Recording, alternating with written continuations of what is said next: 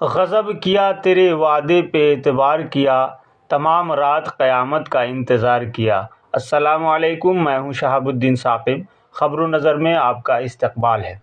अगर अभी तक आपने हमारे चैनल को सब्सक्राइब नहीं किया है तो बराए मेहरबानी उसे सब्सक्राइब कर दें और इत्मीनान से पूरी वीडियो देखें। नाज़रीन, हिंदुस्तान की सियासत में दलबदलू और पलटू राम सियासतदानों की कोई कमी नहीं है। इस वक्त की बीजेपी पलटू राम सियासतदानों से भरी हुई है। कांग्रेस समेत दूसरी पार्टियों के पलटू राम सियासतदान इस वक्त बीजेपी में दर्जनों के हिसाब से आला ओहदों पर फायज हैं, मगर इस फहरिस्त में बिहार के वज़ीर आला और जेडीयू के मुखिया नीतीश कुमार का नाम सबसे ऊपर लिखा जाता है, क्योंकि वो बाजी पलटने में बड़े माहिर हैं। लेकिन इस मैदान में हमारे वज़ीर आज़म नरेंद्र मोदी भी पीछे नहीं हैं। वो तमाम सियासतदानों में मुमताज़ हैं। फिर भी नीतीश कुमार सबसे ज़्यादा बदनाम है। नीतीश कुमार पहली बार 2005 में बिहार के वज़ीर आला बने थे। ये हुकूमत भी एनडीए के साथ मिलकर बनाई गई थी और 2024 में भी एनडीए के साथ ही उन्होंने 9वीं बार वज़ीर आला का हलफ लिया है। इस तरह से उन्होंने सिर्फ 17 या 18 साल के दरमियान तकरीबन 45 वर्षों का सफ़र तय करके एक नया रिकॉर्ड अपने नाम कर लिया है। वो बिहार में सबसे ज़्यादा हुकूमत करने वाले सियासतदान तो थे ही, अब मुल्क में 9वीं बार वज़ीर आला का हलफ उठाने वाले पहले व्यक्ति बन गए हैं। वैसे सियासत में जायज़ नाजायज़ सही गलत कुछ नहीं होता, कुर्सी इक़्तिदार और सत्ता ही सब कुछ होता है। ईमानदारी और बेईमानी की बातें भी सियासत में फजूल है। ये गुण हर सियासतदानों में पाया जाता है, मगर बाजी पलटने में नीतीश कुमार का कोई जवाब नहीं है। उनके सियासी कैरियर पर नज़र डालें तो अंदाज़ा होता है कि वो इस मैदान के बेताज बादशाह हैं। बिहार की सियासत में उन्होंने जहां बड़ा नाम कमाया है, वहीं पलटी मारने की वजह से वो पूरे मुल्क में बदनाम भी बहुत हुए हैं। अभी 17 माह कबल जब उन्होंने पलटी मारते हुए महागठबंधन के साथ हुकूमत बनाई थी तो उस वक्त भी यही कहा था कि अब वो कहीं जाने वाले नहीं हैं। बीजेपी के साथ तो जाने का सवाल ही नहीं होता।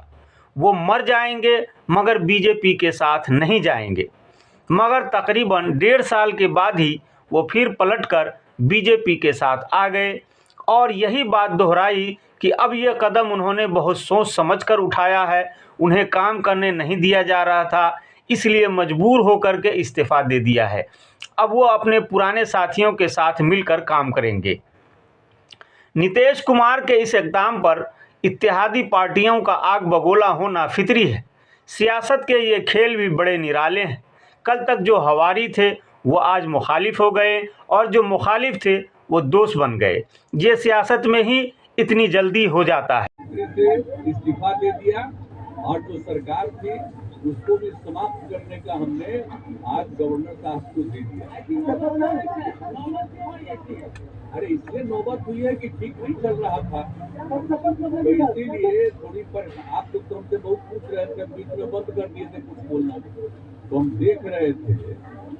तो वही सब लोगों की राय, अपने पार्टी के लोगों की राय, चारों तरफ से राय आ रही थी, तो हमने सब लोगों की बात सुन लिया। तो इसीलिए आज हमने इस्तीफा दे दिया और जो सरकार थी वो समाप्त कर दिया गया। इसीलिए नीतीश पर हमला करते हुए पहले के इत्तेहादी कह रहे हैं कि इतना रंग तो गिरगिट भी नहीं बदलती।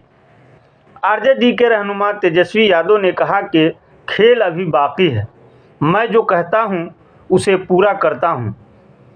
उन्होंने कहा कि जनता दल यूनाइटेड 2024 में ख़त्म हो जाएगी। तेजस्वी ने यह भी कहा कि नीतीश कुमार हमारे लिए बड़े थे और आगे भी बड़े रहेंगे, लेकिन मैंने जो काम किया है वो आवाम को ज़रूर बताएंगे।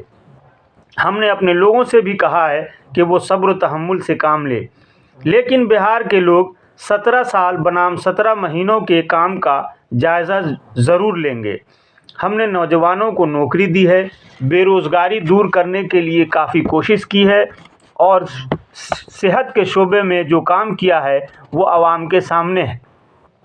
17 साल से बिहार के वज़ीर आला नीतीश कुमार ही थे, लेकिन नौकरियों के सवाल पर उनके पहले साथी कहा करते थे कि फंड ही नहीं है तो नौकरियां कहां से दी जाएंगी।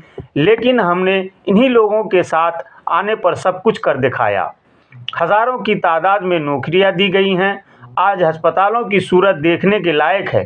पहले कोई सोच नहीं सकता था कि चंद महीनों में इतने बड़े पैमाने पर इतना बड़ा काम हो सकता है, मगर हम लोगों ने मिलकर वो सब कर दिखाया।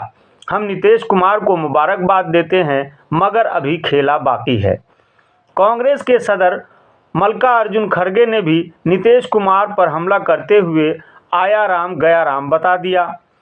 जन स्वराज पार्टी के सरबराह और इंतखाबी हिकमत अमली के माहिर प्रशांत किशोर ने कहा कि नीतीश कुमार अगला असेंबली इंतखाबात चाहे जिस इत्तेहाद के साथ लड़े, उन्हें 20 सीटों से ज़्यादा नहीं मिलेंगी और अगर वो इससे ज़ायद सीटें जीत जाते हैं तो मैं अपने काम से संन्यास ले लूँगा।